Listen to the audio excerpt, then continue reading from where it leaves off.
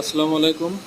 এখন আপনারা একটা মেশিন দেখতে পাচ্ছেন, যেটা আপনারা অনেকেই জিজ্ঞাসা করেন যে ভাই, বিসমিল্লাহ এগ্রোর সাইফুল ভাই কোন মেশিনটা চালায়। আসলে উনি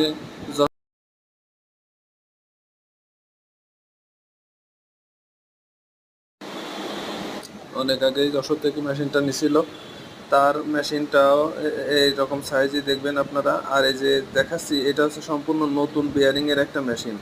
আসলে একটা বাজারে বর্তমানে পুরাতন বিয়ারিংয়ের মেশিন সবচেয়ে বেশি। আর দেখেন গরু মার্কাটা ওখানে কিন্তু একেবারে একটা মানে শুধু কালার করে না, ওখানে একটা শেপ করে ডিরেক্টলি। আর এখানে দেখতে পাচ্ছেন যে খড় ঢোকানোর জায়গাটাও বেশ বড়, এবং বক্সটাও দেখতে পাচ্ছেন খুব সুন্দর করে করা।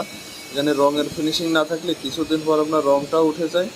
এই জন্য আপনারা বিসমিল্লাহ এগ্রো সাইফুল ভাইয়ের যে মেশিনটা, সেম কোয়ালিটির মেশিন নিতে চাইলে, সেভাবে টেকসই করতে চাইলে এই মেশিনটা অবশ্যই নিতে হবে। তা নাহলে বাজার থেকে যদি কম দামের আপনারা একটা মেশিন নেন, অবশ্যই আপনারা লস করবেন।